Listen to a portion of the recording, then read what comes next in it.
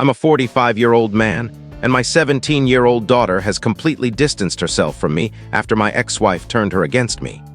Recently, I learned my ex was secretly withholding the letters and gifts I sent, leading my daughter to believe I'd neglected and abandoned her. 3 years ago, my ex-wife and I went through a contentious divorce.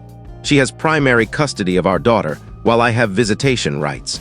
I've always paid child support promptly and often provided extra when needed.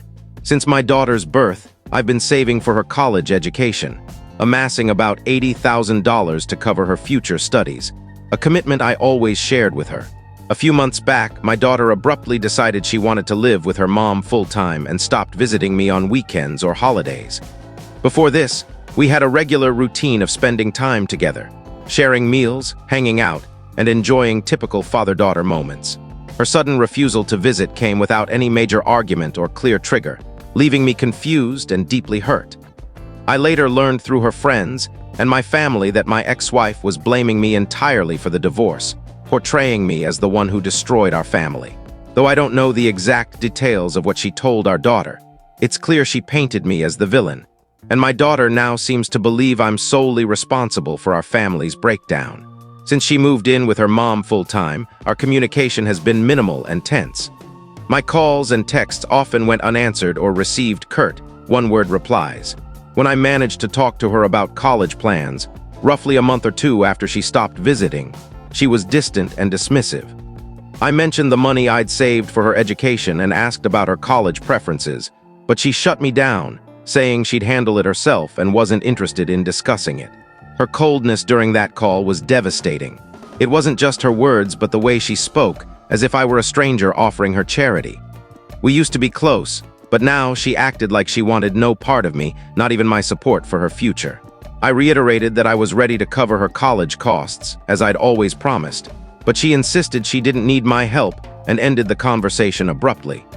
This situation has left me heartbroken. I feel like my ex has turned my daughter against me, making me the bad guy no matter what I do. It's a painful reality. I also can't shake the suspicion that I'm being taken advantage of. I've saved this money for her education and paid substantial child support for her needs, yet she refuses to engage with me. It feels like I'm reduced to a financial resource, and even that is being rejected, perhaps out of spite or pride influenced by her mother. I've started questioning whether I should keep the $80,000 for myself, perhaps for retirement or other purposes. For context, I began dating someone a year after the divorce, and I'm now in a committed relationship. My girlfriend is pregnant, and I suspect this news may have upset my daughter, possibly making her feel replaced or like I'm building a new family without her. That's not true. My daughter is irreplaceable, and I love her deeply. But I can understand how it might seem from her perspective, especially if my ex has been feeding her negative ideas. Now I'm left with a college fund and a daughter who refuses to communicate or accept my help. It's agonizing to feel like I've done everything I could, only to be shut out. I'm torn about whether to use the $80,000 for my own needs or my new child's future, instead of funding a daughter who seems to want no part of me. Yet I made a promise to support her education, and I take that seriously, even with our strained relationship. I suspect much of this stems from my ex's influence, so I hesitate to penalize my daughter for something that may not reflect her true feelings. I'm at a loss for what to do, and it hurts deeply. Would I be wrong to withhold the college fund after all this? I feel like my efforts to stay in her life are being rejected, and maybe I should accept that. Update 1. Thank you to everyone who offered advice on my situation. Many suggested focusing on rebuilding my relationship with my daughter before deciding on the college fund, so I've been working on that. Over the past few weeks, I tried to arrange family counseling, reaching out to my ex-wife to propose sessions with a therapist for me, my daughter, and possibly her, or even just me and my daughter. My ex refused outright, claiming our daughter had no interest and that I should stop pushing. Since my daughter wasn't responding to me directly, I relied on my ex to relay the message. Not trusting her word, I texted my daughter myself, suggesting counseling to work through our issues. After a long wait, she replied that she wasn't interested and asked me to stop asking.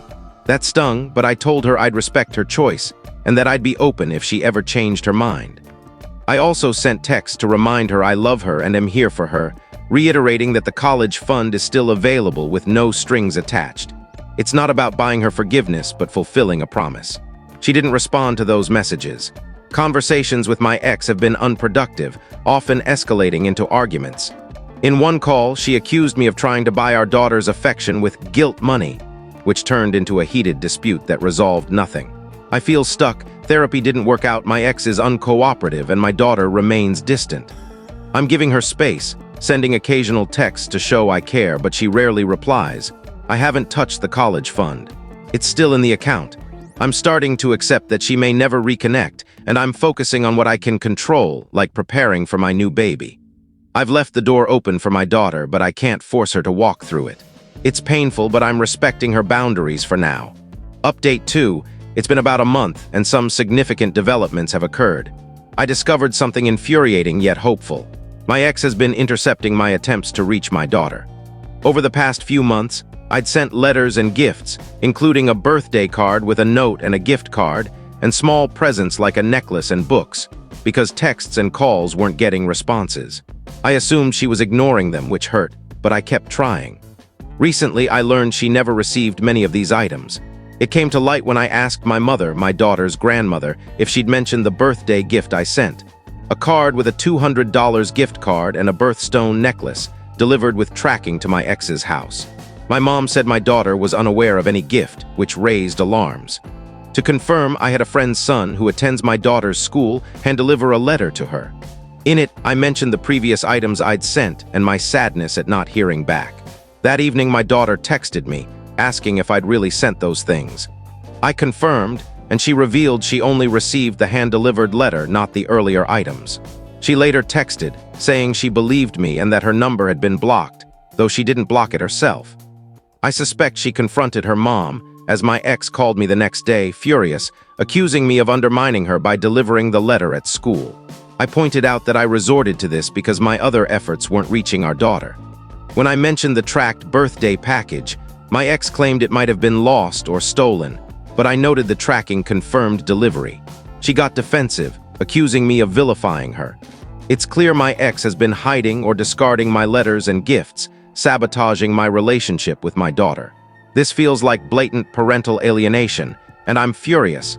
But it also gives me hope that my daughter's distance may stem from misinformation, not her true feelings. She hasn't responded since our brief texts, possibly processing things or dealing with tension at home. I sent another message saying I'm here when she's ready, but I'm being patient.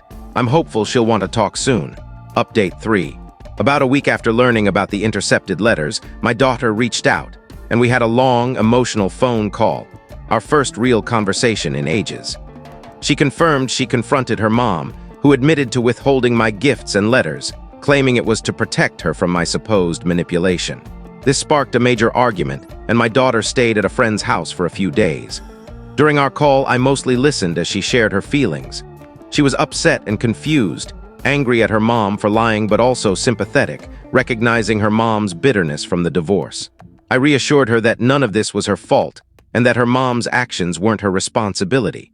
She explained how, over the past 2 years, her mom fed her a one-sided narrative about the divorce, portraying me as untrustworthy and responsible for breaking the family.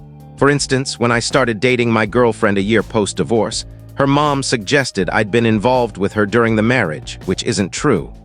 I met my girlfriend well after the divorce, but my daughter believed I'd cheated.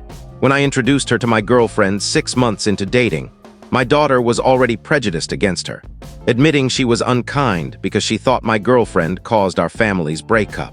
I clarified that I never abandoned her, only left the marriage, and apologized for any confusion about the timing of my new relationship. I also acknowledged I might have introduced my girlfriend too soon without enough prior discussion. My daughter shared that learning about my girlfriend's pregnancy from her mom, not me, made her feel replaced, reinforcing her mom's narrative that I was starting a new family. I assured her she's irreplaceable and that my new child doesn't diminish my love for her. We discussed the college fund, and I explained it was always meant for her future, with no ulterior motives. She admitted her mom convinced her my offer was manipulative, leading her to reject it out of anger. I reassured her the money is hers for education, no strings attached, and she can choose her path. She didn't commit to using it but seemed conflicted. We ended the call on a positive note, exchanging "I love you" and "I miss you." I suggested meeting in person, and she agreed to consider it when things settle at home. She's back at her mom's now, navigating that dynamic. I offered counseling again, leaving it up to her, and she said she'd think about it. We're texting occasionally now, light things like memes or school updates, and while she's reserved, I'm thrilled to have communication. I'm hopeful for a future meetup and am focused on rebuilding trust slowly. Update 4. This is likely my final update. A few weeks after our heartfelt talk, my daughter and I met in person for lunch at my place. It was casual, just the two of us, and we avoided heavy topics, focusing on school, friends, and summer plans. It felt almost normal, despite some awkward moments. Toward the end, I gently raised the college topic, as she's nearing decisions. She shared she's been accepted to several universities and is awaiting more responses. I congratulated her and asked if she'd considered using the college fund. She admitted feeling uneasy about it, questioning if she deserves it after everything and noting her mom's talk of loans to manage without me. I reassured her the money is for her education, no strings attached, and that she shouldn't face debt due to pride or our past conflicts. I offered to pay tuition directly to her school to simplify things. She didn't decide on the spot, saying she needs time, which I respected. After much thought, I've decided not to directly fund her college right now. I've moved most of the $80,000 into a high-yield savings account and an index fund for my new child's future, as my daughter's reluctance and our strained history make me cautious. I've kept a portion in the original account, so if she accepts my help before college starts, I can still contribute. I haven't told her about the reallocation. She believes the offer stands, and I'll honor it if she agrees. This decision balances my desire to keep my promise with protecting myself after years of estrangement. I'm hopeful our relationship will continue improving, but I need consistent effort from both sides. The worst of the distance seems behind us, and we're rebuilding trust gradually. Thank you for the support. It's been tough, but things are looking brighter.